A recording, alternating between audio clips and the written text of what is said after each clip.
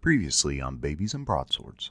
You all wake up, and you found that the river ends in the opening to a large room. There are cardboard boxes on these wire shelves stacked to the ceiling, and they extend for as far as you can see. Ignatius just starts ripping boxes open. Like this. What's in here? What's in here? What's in here? Oh. Every box you rip open are parts of broken toys, but they're all gathered together. It's a dragon hoard here, Henry. This is your hoard of treasure. Is there any good stuff? Henry kind of wants to take a couple parts and like Frankenstein something together. Look, I got another doll with 5 heads on it. It's my Ninja Star doll grenade. Why am I going? Because I was told that we could be a part of the triangle, and those kids were nice to us, and they're going to give us cookies, and I don't want to sit in a stupid dollhouse anymore. She starts stomping off, trying to find a door. I got friends at Lady Chastity's sit in the dolls forever? No, keep exploring. Yeah. Where you want to go? Through the next door. Everywhere? Yeah. Everywhere. Are you kids from Lady Chastity's? What? Yes? Sabella dives into the toys. Maybe. Scrooge McDuck style. Just. What's the matter, Daybell? You have a change of heart? It's good to have family. Even if it's one that you make yourself. Yeah. I used to have one of those. What's your name? My name? Tuckt. Tuckt.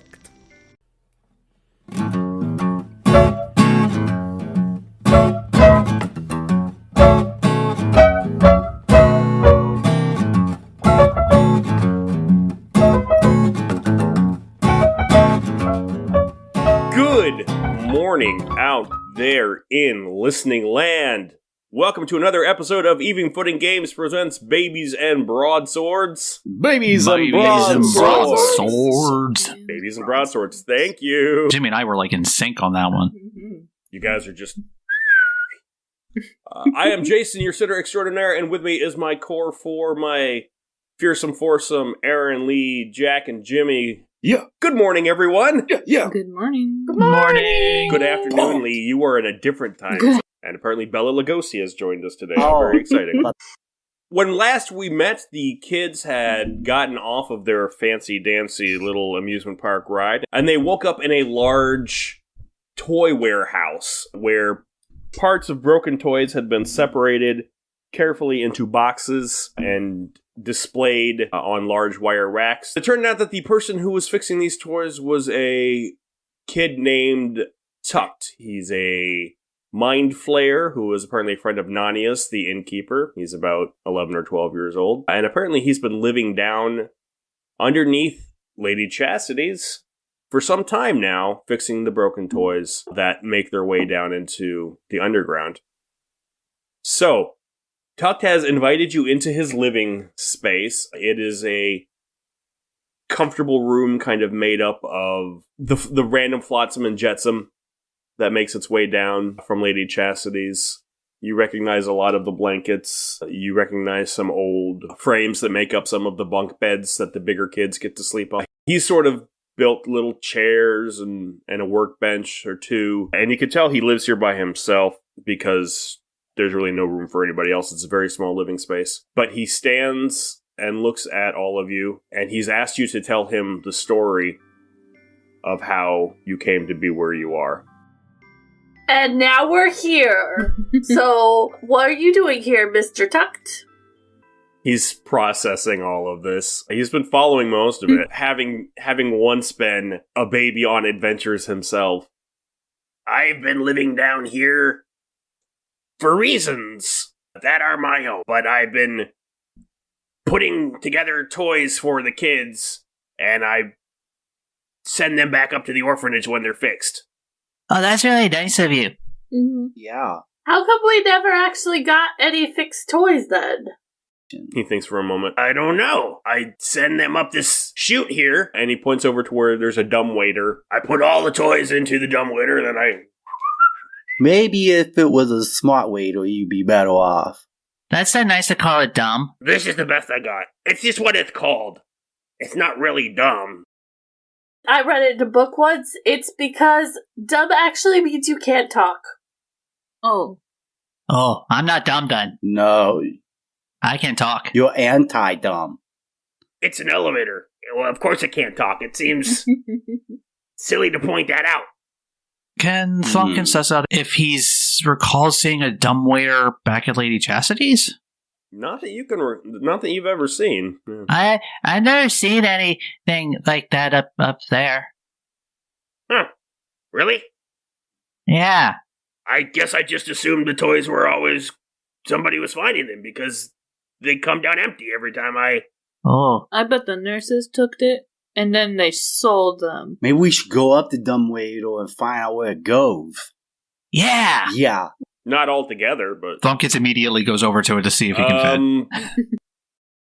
Ignatius and Daybella would probably fit in there. Thwompkins probably too. Henry might have a bit of a harder time. I think we can squeeze you in. I can fit. I'll just go up the next one. I can fit. Do I see a button I can hit? No, there's another little rope and pulley system though. I start just going back and forth. Hey, that's my only connection with the upper world. Why they going up and down like that? It's not supposed to go up and down. You have to just pull one rope, not both of them. Just pull it down towards you like you're climbing up the rope. Oh, okay, and I start doing that. And he rises. Yep, it's dark. Tuckt comes over and just kind of grabs the rope and lowers it back down. Again. I want to go. Let me do it, Thwompkins. You said Okay. Okay, all right. Rewind back for me before just a second. So Nania sent you to me because she thought I could help you because people think that you gave Cindy super cooties. Oh, well, Yeah. I asked Invisible Grandpa, so we don't. What? Yeah, he asked me if I wanted something, and I said I didn't want people to think that we did it. And then he said something I don't remember. You talked to the Invisible Grandpa. Oh, yeah. Thwompkins talks to him a lot. He knows your name? Uh-huh. Thwompkins is, yes. And you asked him for something and he gave it to you? Oh, no. He told me I can have something. He never gives anything away for free. Why? Why would it wasn't for We gave him his harmonica. You gave him his harmonica? Yeah. Uh-huh. That one. You gave him his harmonica. Why? Yeah. Yeah, the Binky Pirates had stolen it. Do you realize what you've done? Giving someone back something that they had stolen from them? Yeah, it's a rightful harmonica. Yeah, we were being kind. His tentacles are quivering with agitation and trepidation now. Agitation. I think my face is freaking out a little bit. Oh. Do you need a hug? Hugs sometimes help when I'm... No! He backs up. No, don't. Okay. Thank you for the offer, but best if you don't come too close. Okay. With your big, smooth, delicious brains. Yes, I smell. Yes. Oh, I mean, that doesn't bother me. It's me. I'm the smelly one. Yes. It's for you to be okay. Oh, I mean, that doesn't bother me, but if you said no, then I respect your wishes. Thank you for respecting my no. He says in the tone, obviously, that he is repeating something the nurse has said to him. That's how learning begins. Oh boy, that explains a lot. What's explain? It goes in the air. It goes into the air? Oh, are those clouds? No, it's smaller than a cloud. I don't know what it does. It goes in the air and then splain. Oh, Splade! Oh, is that the spoon? You know, when the nurses are like, here comes the spleen, yeah, that's it. That's what says in Henry's book when I was reading it one time. Yeah. They kind of say it more like, here comes the plane. No, it says the spleen. That's right. Apparently, we have planes in this universe. Cool. We have computers. Well, we got computers and garage doors. Why not? Why not? Yeah, you're absolutely right. Planes would make sense. Yeah. We got planes, trains, and robots. automobiles. Wait, we've had planes, trains, and automobiles. We've No, had we're them. missing the automobile. As far as you know. We did have a motorboat. And John Candy. Nice. Nice. And I don't remember John Candy. No, he's around. Yeah. Oh, I can't wait to meet him. Yeah, it'll be And boss. He's out there somewhere. He's out there. Just know, somewhere in this world, John Candy is still alive and well. It's a toilet made of candy. It's a John Candy. Does that mean we can go to Camp Candy? The next season's going to be Camp Candy? Oh my god. We got to do a summer camp. Babies and Broadswords summer camp. Oh. It'll be a little salute your undershorts, yeah. Yes. Tuckt says, can I tell you kids a story? It's about the splaying. Do you have any carpet squares for us to sit on? And Henry crisscross applesauce is on the floor. He grabs some rags that he's obviously been using to clean up grease spills and stuff like that, and just kind of plops them on the floor for you. I don't have a diaper on. I really gotta go right now, so I'm gonna go right over there. Yeah. Oh! You're already doing it. Already going. Oh yeah, that's the stuff. I think Ignatius is the only one that canonically makes sure he goes potty every day. You guys are just carrying around a load. Diapers are full. Ignatius just makes sure we all know about it. Plumpkin's head is not the only thing filled with rocks. You could have at least gone in a sawdust pile or something, but no, just right there on the floor. Well, that's okay. That's a spot that smells good for it. Ooh, where's the sawdust? I mean, he points towards one of his workbenches where there's a pile of sawdust that he's swept up into a pile. Totally uses the sawdust. Oh, for crying out loud! Well, you said going with the sawdust. Why you say that if you? I don't know what you expect. And it's always good to go potty before story time. Okay, Yeah. Anybody else? I mean, I have a bathroom. What's a bathroom? I don't need a bath. It's a potty. I have a potty. Oh, we'd have to beat up another monster? well. No, I made sure that there's no monsters in this one. Potties are scary. Oh. Henry decides that as there are no monsters and it's safe to go. Alright, so Tuckt has devised a little outhouse inside his living space, and so Henry, you can go in and shut the door and have a little bit of privacy. Oh, such privacy, such Privacy. And Henry, there's even some reading material in there. Henry, umpteen the million minutes? just a You minute. can't watch greatness. It's occupied. No, take your time. Just down here trying not to Once Henry eat finishes all of the your highlights brains. Yeah. and has circled all of the ones that he found. All the differences, all the little tiny umbrellas, coffee cups. Henry, you can see there are eraser marks all over where Tuckt has obviously solved all the puzzles and then erased them again so he can solve them again, you know. That's unfortunate. Daybella's already sitting on the Yeah. ground waiting patiently. He has one 12-year-old highlights, that's it. Yeah, pretty much. It's like a dentist's office. Yeah, he's just got the one and he's got to reuse it over and over. He's been living on his own for a few years. He's been through that highlights once or twice. Yeah. He doesn't appreciate the preachiness of Goofus and Gal.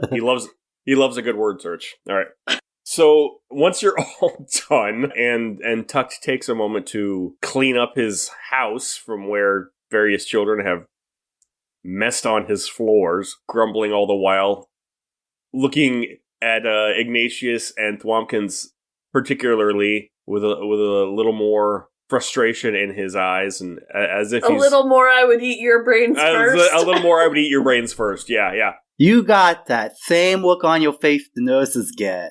Maybe my vegan code needs to be relaxed for a couple of minutes. Revise Here. the code. Oh, he's a vegan mind flayer. Let's add an amendment. That's why he lives by himself in a basement. Would Yeah, you like yeah. some rocks with your brains? I think he would take anything he could get at this point.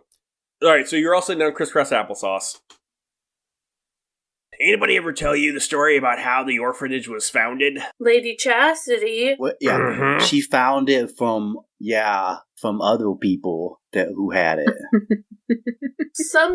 There was some sort of a factory there because when she found it, because that's what's in the courtyard is factory playground. I thought it was always here forever and Oh, Wusty. And I think there was something about logging company, but I think that got edited out.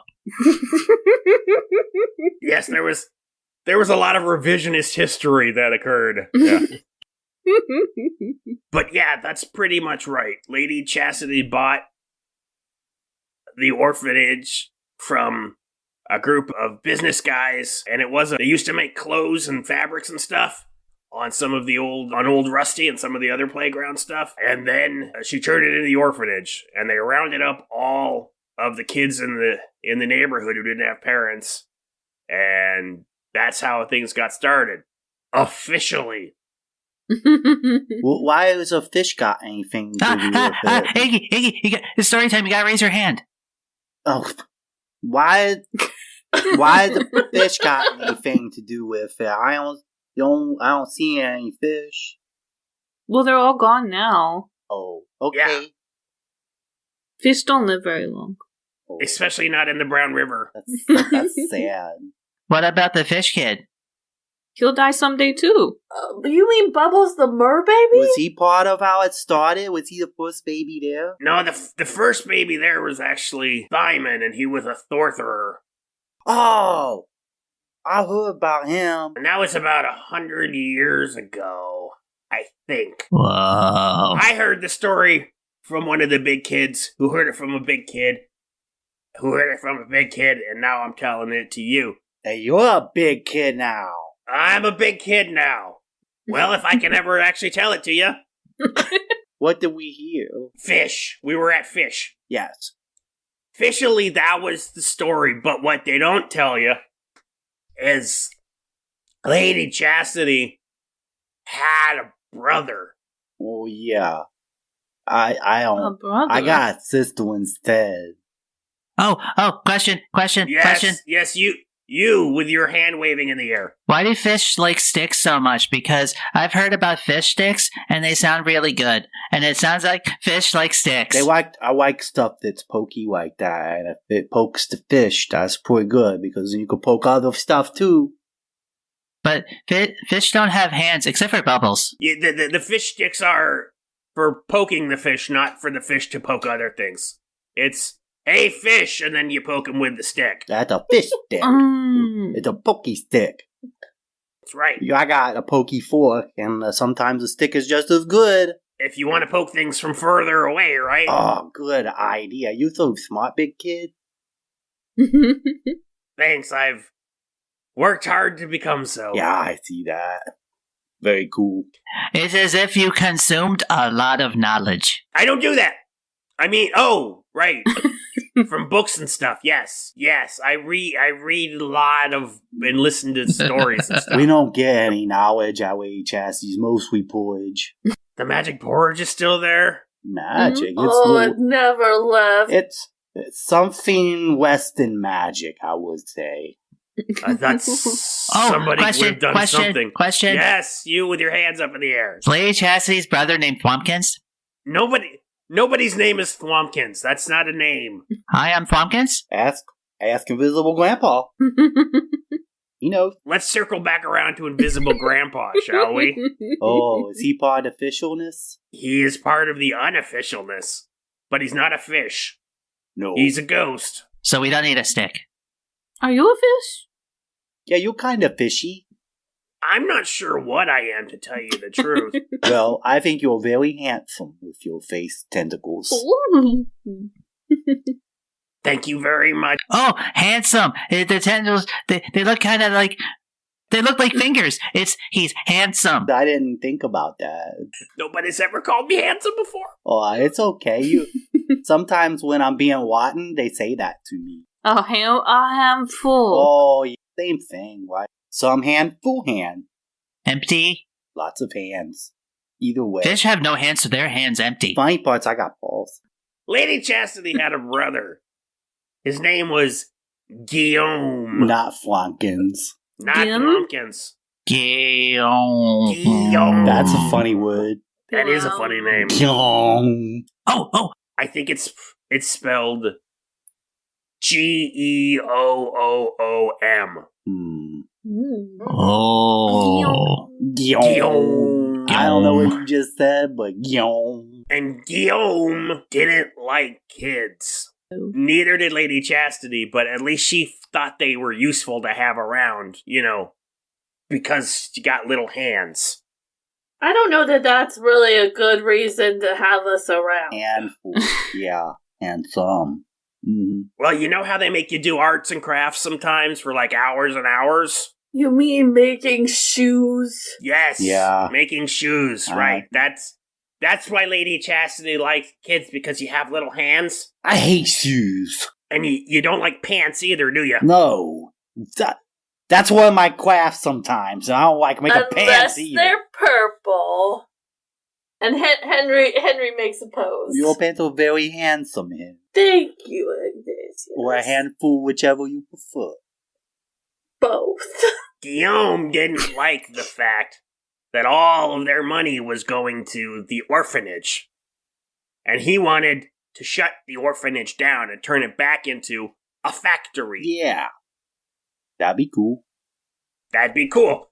And his thinking was, hey, if we don't have to take care of these kids, then we don't have to spend all of our money taking care of these kids, and I can have more money for fancy cigars and watching horses run, whatever rich people do. Oh, I sometimes watch the centaur kid run in the courtyard. Was he fast? Yeah. Uh-huh. Mm-hmm. That makes sense. He's got more. He's But got then all you trip those and legs. fall over something in the ground. Ooh. You okay? I mean, that would be hard to fall over when you're, like, shaped all weird like that, right? Oh no, it was a piece of machinery. Okay. So it was like, oh, hey, I'm running, bonk. Did you do it, Flonkins? I do that sometimes. Okay. We all fall over sometimes. It happens. Not me usually. Maybe not, you have cats over there, but Not so much, no. most of us tend to fall over. And maybe not the dragon because you got all those extra legs, but I only have 4 legs and some wings. I'm not one of those weird wyverns. Don't talk about that. yeah, wyverns, Wyvern. half dragons. Yeah, Why are you talking about Vern? Vern's pretty cool. her friend Ernest is kind of weird though, but that's a deep cut, It's as the kids like to say. I don't know that one. I think they went to jail. And then camp. They went to camp. And then the army. He did. He had a lot of adventure. He was scared stupid once. I remember that. Someday, kids, I'll tell you the story of Ernest. But for now, let's get back to Lady Chastity and Guillaume. The orphanage to be not an orphanage. So his plan was to round all of the kids up that Lady Chastity had found on the streets and to send them off to boarding school where they would learn to be like army guys. Like they would be like soldiers. Oh, Ooh. yeah. That Oh, sounds I- more fun. Like the alien. And Playing I soldiers like is the learning sometimes fun. part. Playing soldiers is sometimes fun, but I don't like fighting. Learning could be very fun.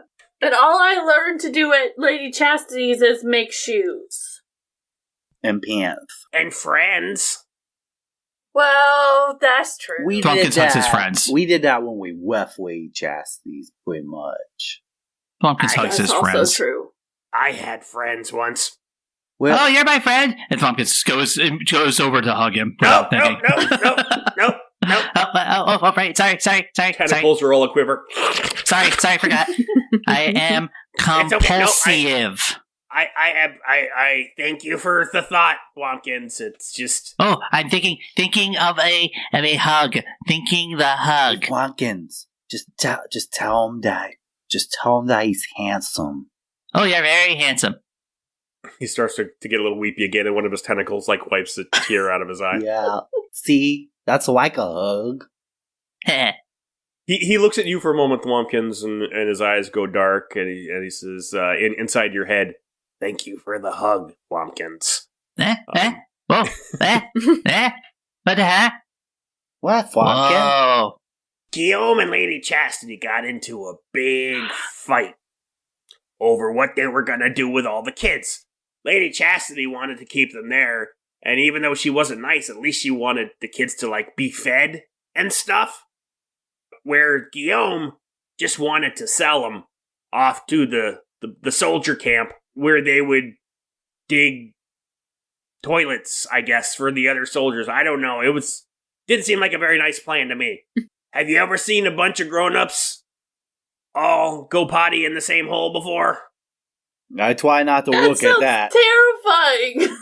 Where do you think the stinky brown river comes from? Oh no, I don't want to think about it. A bathroom. Me neither. Thwompkins just has a blank look on his face. Which is why Lady Chastity said no, that we can't. That's too far. No, it's really close. Yeah, it was just right back there. She said metaphorically, that's too far.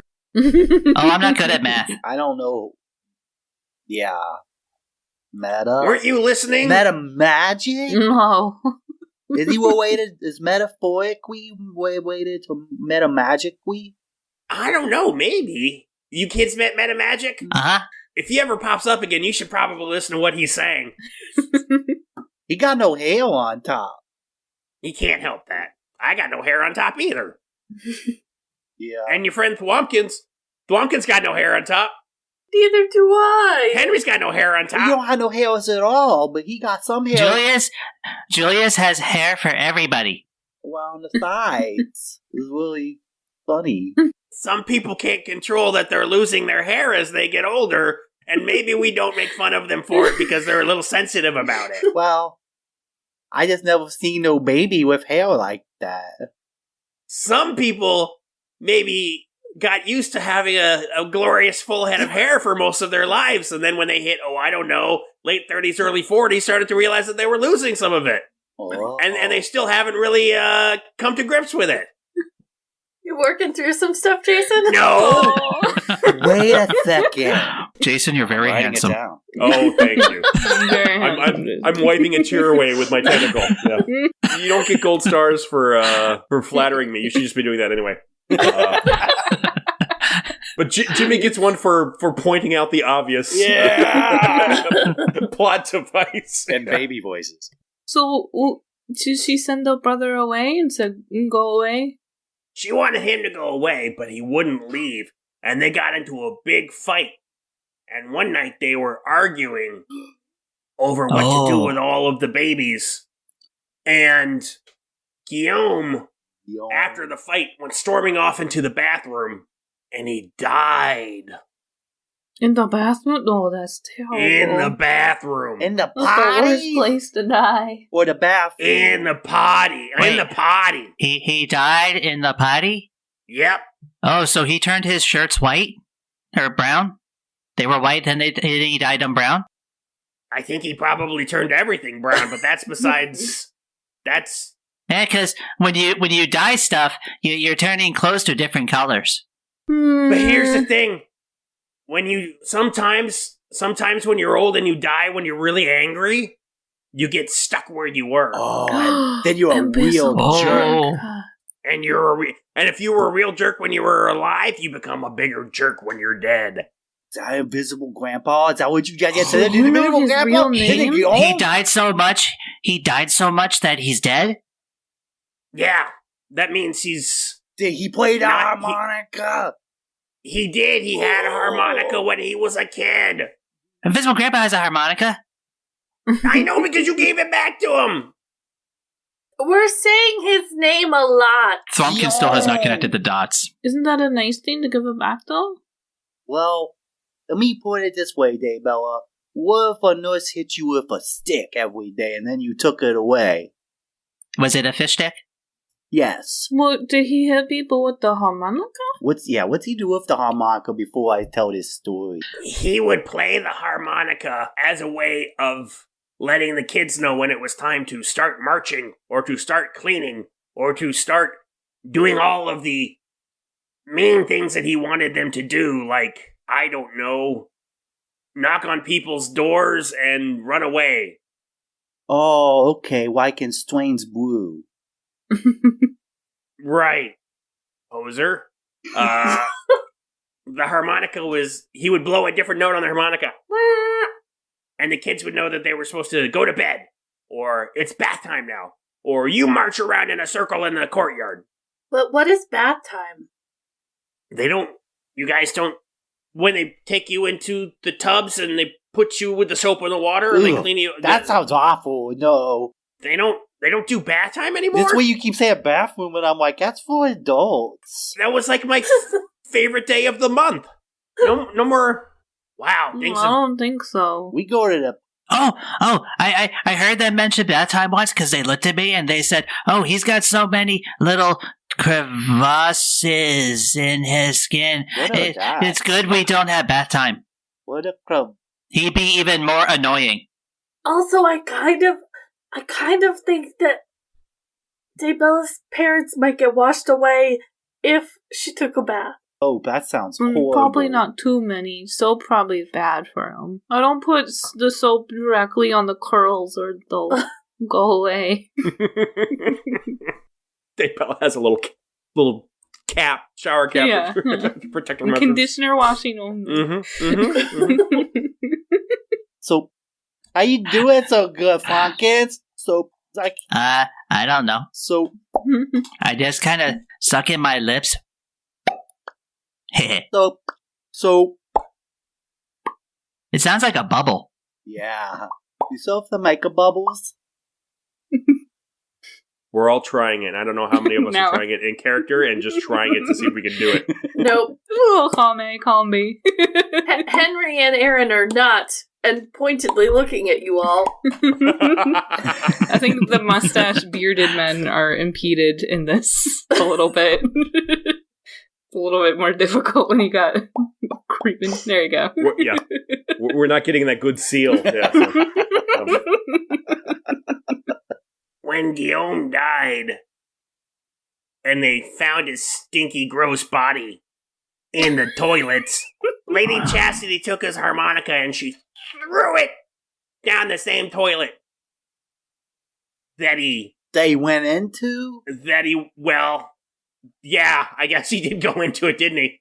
But when they took him to the cemetery... Wait a second. She threw the harmonica into where they poo. Yeah. So, just reasonably speaking, the harmonica got poo all over it.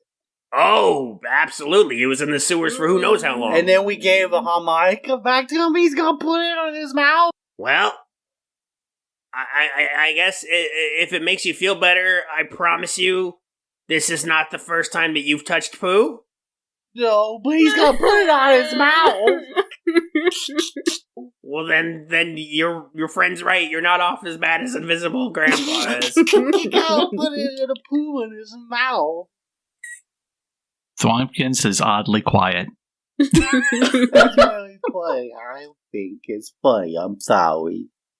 Go on, tell your story. People started hearing noises coming from the old potty where Guillaume died. And then they started saying that they could hear voices, like someone was talking to them through the potty, asking for help, asking them to do things, and the voice would promise them that he would help them out. He would show them where all the secret cookies were, or he would tell them the best way to fool the nurses, and they would just have to do things around the orphanage for him. But the things that they had to do around the orphanage always ended up pretty bad. So folks eventually learned that you don't go into that stall because the ghost who lived there was going to talk you into doing something that you would get in a lot of trouble for. Then why did Jacques tell us to go there? Because it's the only way to get to the sewers. It's not the only way, but might be the only way that he knew. Wait, who is this that you're talking to? Oh, Jacques, leader of the Triangle Gang. Or the old Triangle Gang, because we're the new Triangle Gang. I was going to say, he's not really much of a leader. He's not?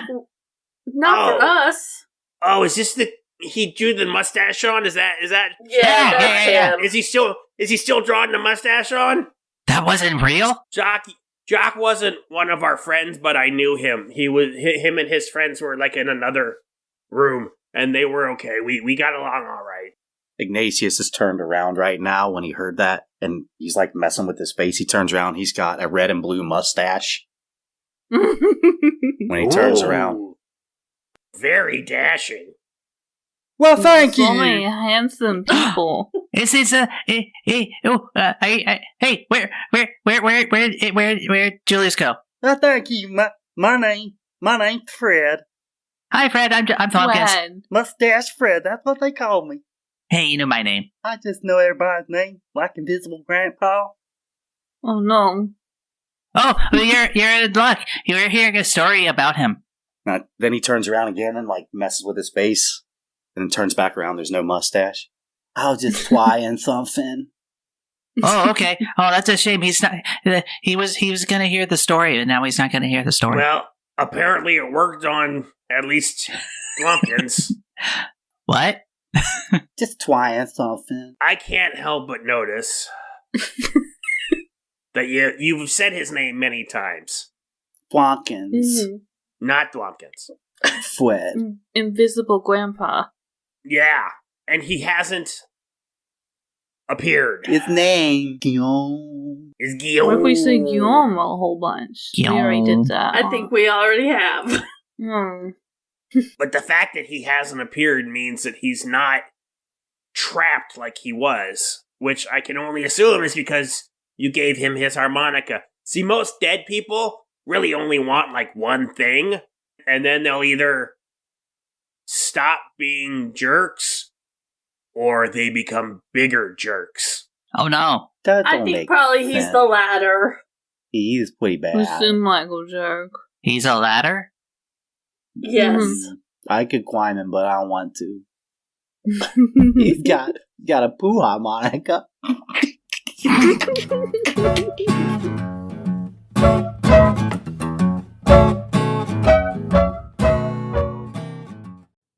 Hey kiddos, it's Jason, your friendly neighborhood sitter, and I want to talk to you today about Anchor by Spotify. Anchor is an all-in-one podcasting app that lets you edit and record your podcast right from your phone or computer, and then host it on your favorite podcast-catching website. And the best part of all, it is absolutely free. Anchor is what we use to host Even Footing Games Presents Babies and Broadswords, and even though I've had to record this ad 15 times, what you're going to hear is the best version we have, thanks to Anchor. So download the Anchor app or go to anchor.fm to get started today. It is so easy, a baby could do it. Well, hello, Podlers. This is Jimmy St. James with Even Footing Games. Thank you for listening to this episode of Even Footing Games Presents Babies and Broadswords. I just have a couple of things I wanted to talk to you about today. First of all, the YouTube channel The Blame Society featured us on their show, Beer and Board Games. Those guys are hilarious, and it was a lot of fun seeing them play the game. Also, we've been featured on Tabletop Journeys podcast, where our very own Jason runs those guys through an epic adventure that's going to span the course of several episodes on Tabletop Journeys. And if you want to hear more about this kind of cool stuff that we're always doing, you can always join our mailing list under the community tab on our website and get this information right away. Or if you really want to get close, get involved with us, and become part of this process, you can always support us on Patreon at Even Footing Games. But for now, let's get back to the action and see what these crazy kids get up to next.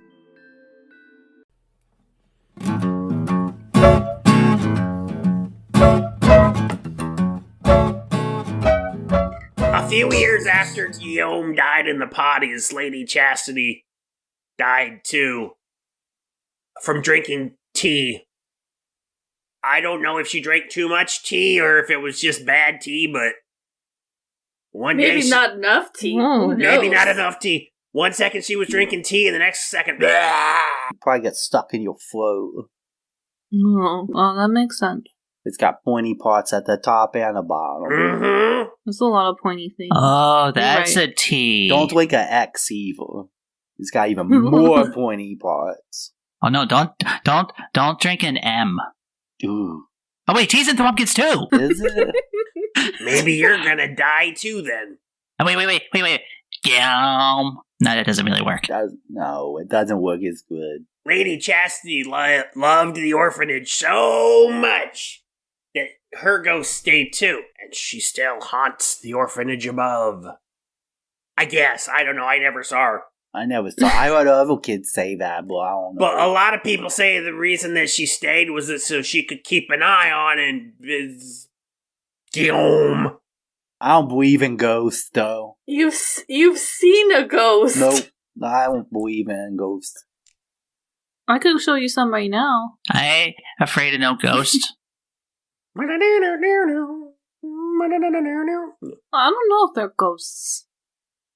They're dead people. The things in your head, no, they're anthropomorphic personifications of a sentient fungal infection.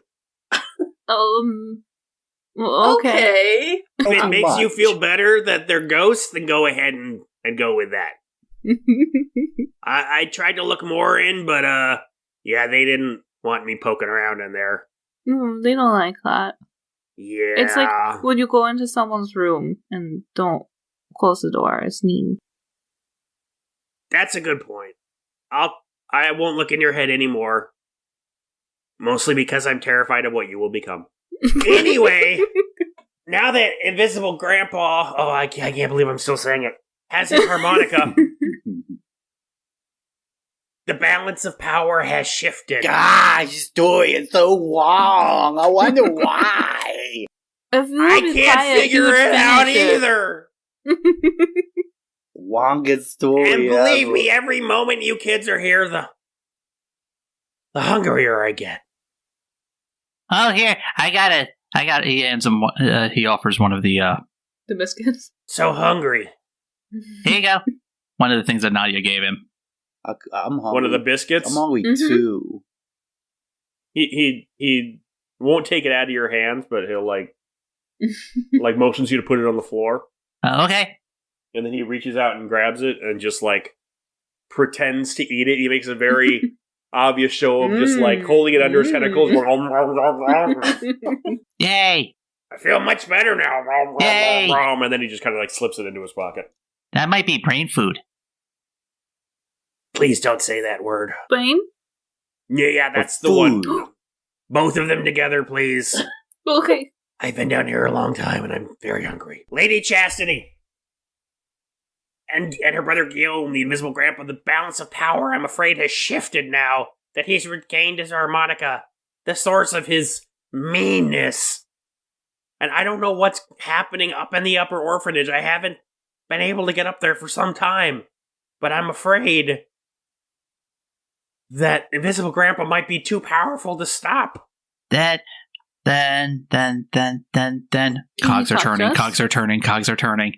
Then, I can literally hear the wheels. Then. What does Lady Chastity want? If we get Lady Chastity what she wants, maybe then they can fight.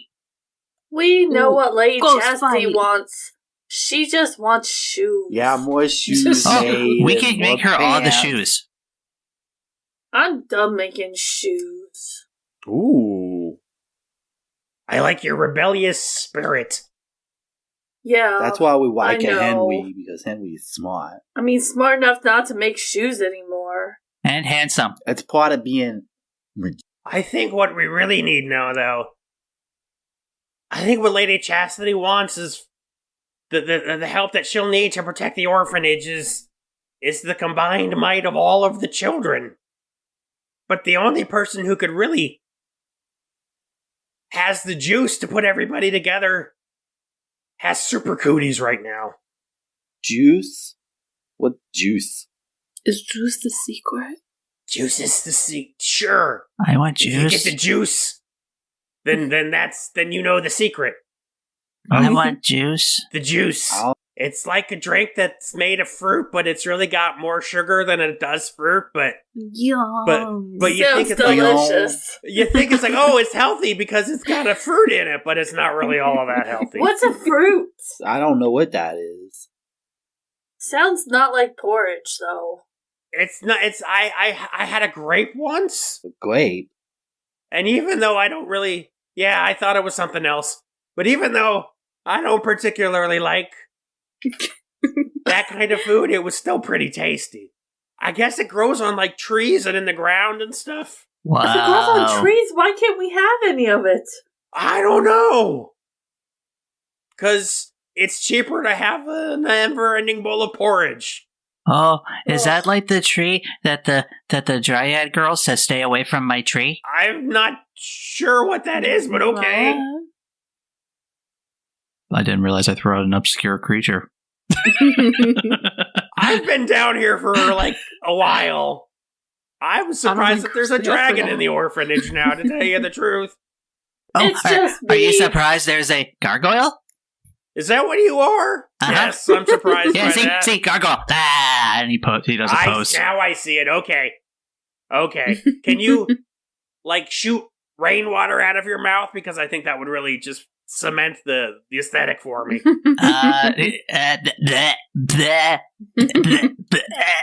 Oh yeah, now you're scaring off the evil spirits now. Well, he shoots a lot of other stuff out of his mouth. Is it mostly nonsense?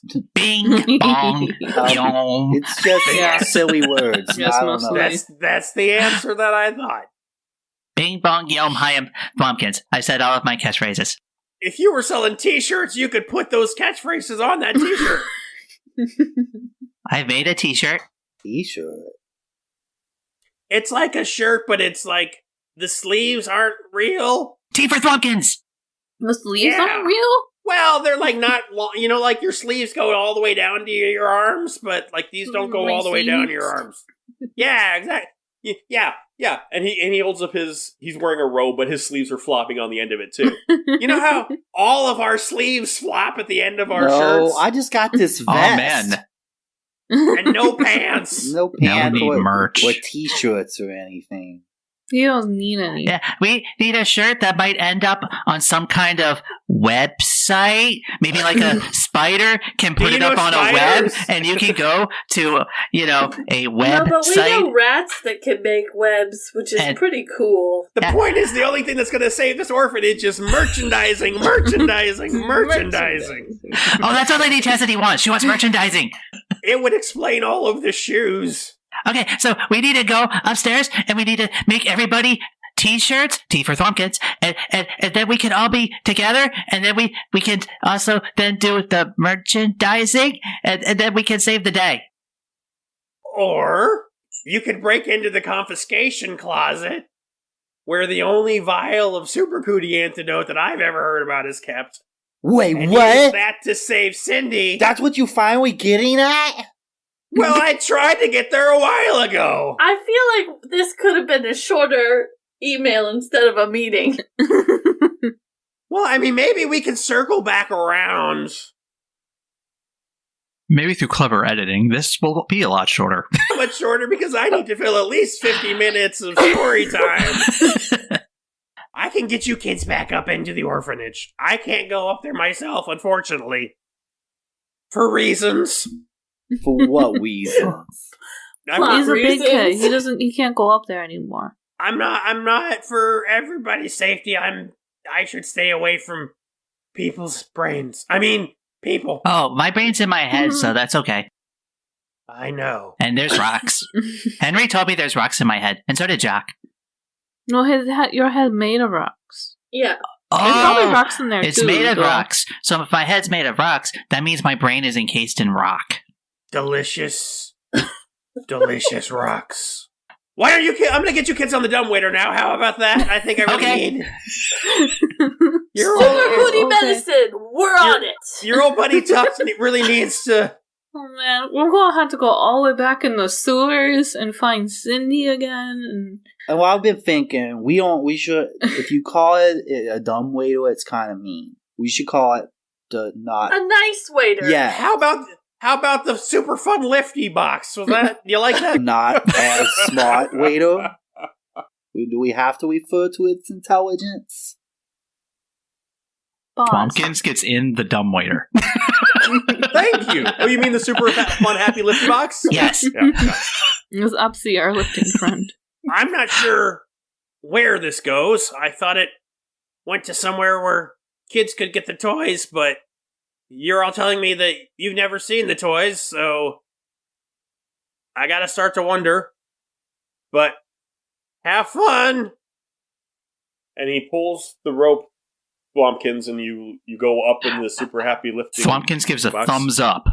Thumbs up. Just as he's going. Exactly, and there's a heroic electric guitar playing in the background, yeah. Everything goes in slow motion. Thwompkins, as you rise up into the dark. Such a maverick. Such a maverick.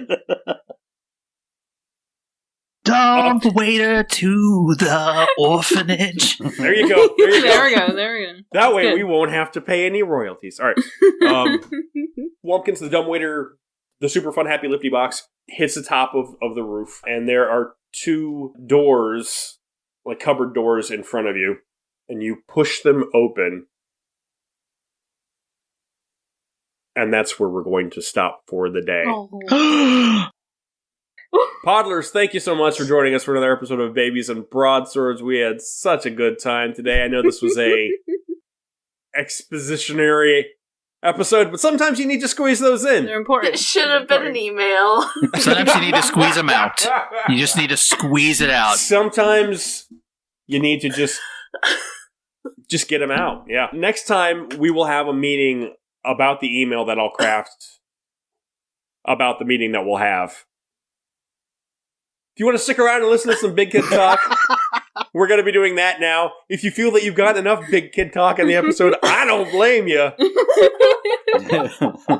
From all of us here at Even Footing Games, it's been weird. It'll get better, I'm sorry. Wait, are they gone? Are they gone? Are they gone? Kids, how you doing, cool kids? We're all here to say you're cool and handsome. And very Cool and handsome. All of you are handsome. You're a bunch of handsome people. Look at all those handsome folks out there. That's what I say. So sometimes when you are the sitter, when you are the game master, you may not be as prepared as you would like to be. Real life gets in the way. It happens. Oh, yeah. It happens. We all have other things going on in our lives. So I'm curious, those of you who have experience both as new and old DMs, what do you do, GMs? What do you do when you find yourself having to wing it more than you would like?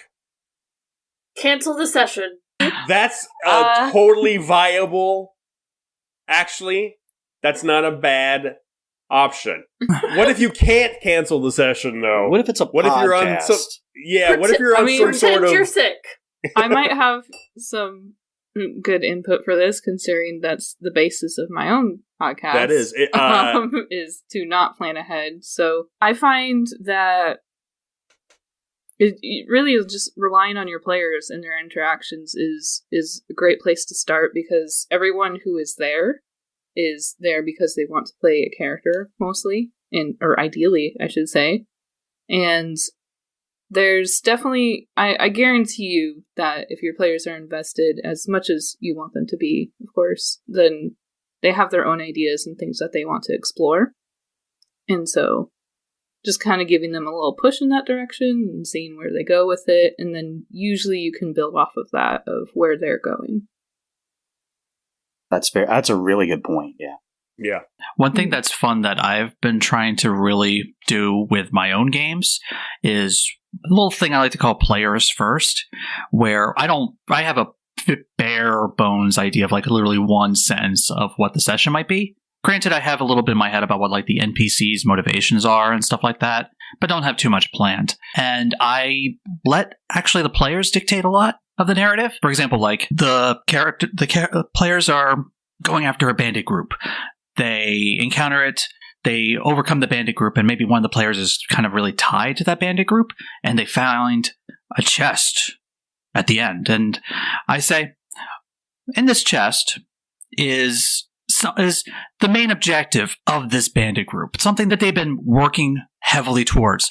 Player A, your backstory is heavily tied to the bandit camp. What's in this box? And you'll be surprised what players come up with.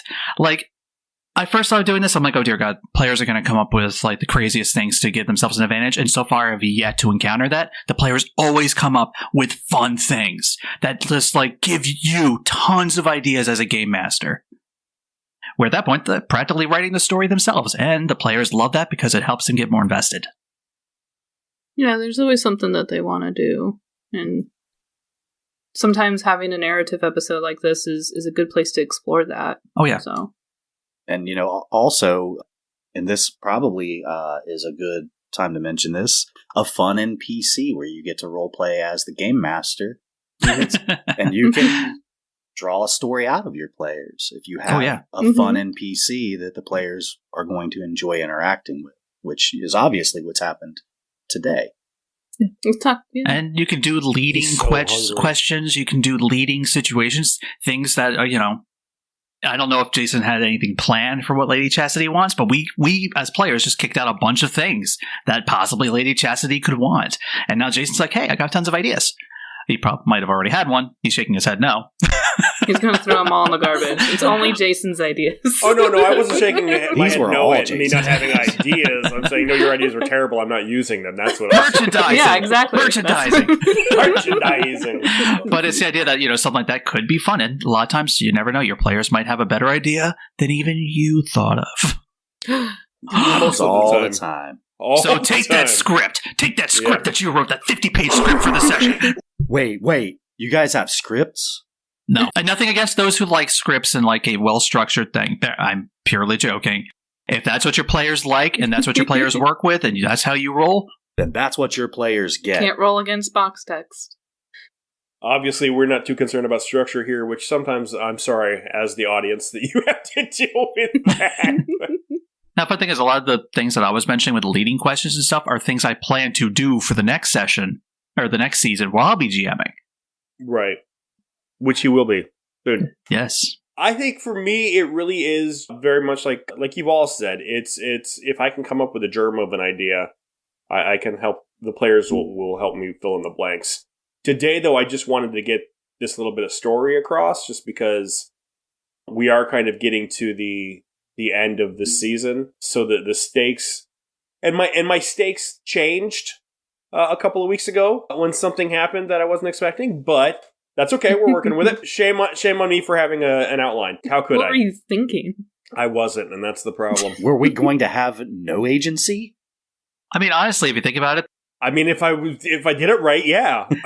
That's the fun thing about Babies and Broadswords is that I almost feel like it leads to the players being almost more chaotic than usual. Yes, oh, absolutely, and in a fun way, I hope.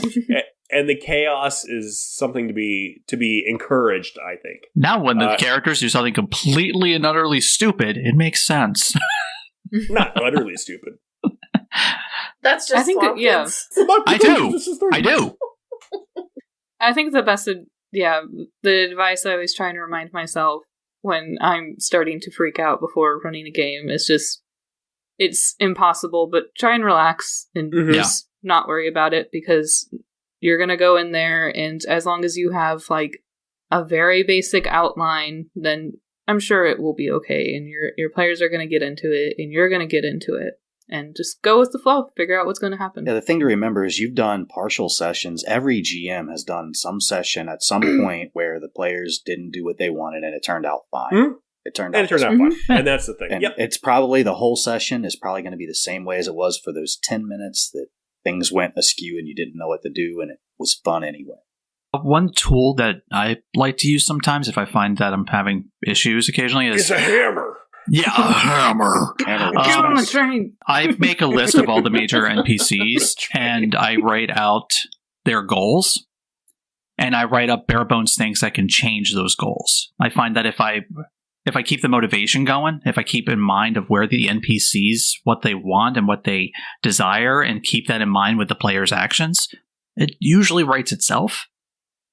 Yeah, if you have strong NPCs, that's like the best work you can do, because then it doesn't even matter what they do. That happened very recently with one of our NPCs, that the group took the direction just like completely differently than I thought it would be, but if you put yourself in the headspace of a character, then it should be easier to figure out where they're going to go.